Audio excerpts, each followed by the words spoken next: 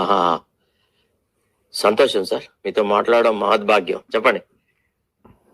గుర్తుపెట్టండి చెప్పండి.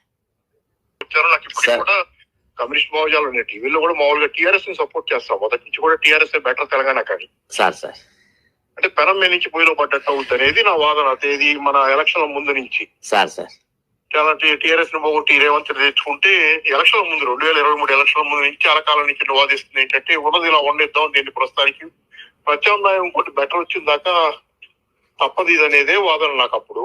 సరే నేను సిపిఐ నుంచి వచ్చా. సిపిఐలో నేను బాగా యాక్టివ్ గా పనిచేశాను. పొలిటికల్ క్లాస్ ఉద్యోగాలు చేస్తున్నాను. అంటే నేను ఈనాడులో పనిచేసే రోజులలో మాకు గిరిప్రసాద్, నల్లమల గిరిప్రసాద్ వీళ్ళంతా చాలా క్లోజ్ గా తెలుసు. అంటే అఫ్ కోర్స్ నేను వాళ్ళ ముందు చాలా చిన్న పిల్లని అనుకోండి. ఎందుకంటే at very young age I join journalism. అంటే right from the college direct గా జర్నలిజంకి వెళ్ళడం వల్ల అంటే అప్పుడున్న సమకాలీన వ్యవస్థలో ఉన్న రిపోర్టర్లు అంటే ప్రాధాన్యత అంశాలను కవర్ చేసే వాళ్ళతో పోలిస్తే అందరికంటే చిన్న వయసులో నేనే ఉంటాయి. కాబట్టి కొంతమంది నన్ను చిన్నపిల్లవాడు అని కూడా లైట్ తీసుకునేవాడు. బట్ అఫ్ కోర్స్ తర్వాత in course of time they realised. చెప్పండి. సంతోషం.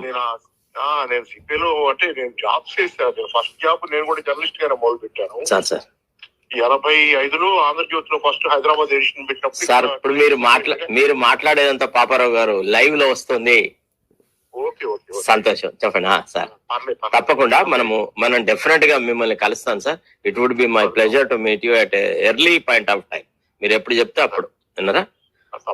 సార్ నేను అంటే I felt that I should apologize to the Telangana people. I misled అని. ఎందుకంటే కాంగ్రెస్ వల్ల ఏదో మేలు జరుగుతుంది, కేసీఆర్ కంటే దుర్మార్గం జరుగుతుంది, ఈ దోపిడీ, ఈ కుటుంబ పాలన కొన్ని ఇష్టపడలేదు నేను. ఎందుకంటే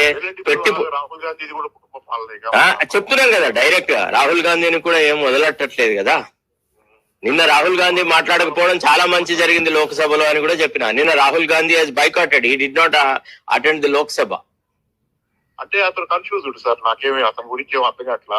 మాటలే చాలా బాగుంటాయి చేతల దగ్గర. ఏడ మాటలండి, ఆ మాటలలో కూడా క్లారిటీ ఉండదండి అసలు. అంటే ఆదర్శాలు మాట్లాడతాడు. అయ్యే ఆదర్శం మాట్లాడేవాళ్ళు చాలా మంది ఉన్నారు, చాలా పుస్తకాలలో దొరుకుతాయి. అతను అన్నారు కదా లెఫ్ట్ లో చాలా మంది, మనకు మన వాళ్ళు కూడా చాలా అన్నారు కదా. తప్పకుండా సార్. రైట్. సో అది ఒక విశ్లేషకుడి యొక్క అభిప్రాయం. మీరు నిన్న క్షమాపణ చెప్పారు కదా తెలంగాణ ప్రజలకి కాంగ్రెస్ ఓటు వేయమన్నందుకు. అది చాలా కరెక్ట్ సార్, నాకు కూడా బాధ కలిగింది అని అంటా ఉన్నారు. నిజమే, మనం ఎప్పుడో తప్పు చేస్తే నాది తప్పైంది అని చెప్పుకోగలిగిన ఔదార్యం ఉండగలగాల. భవిష్యత్తుకు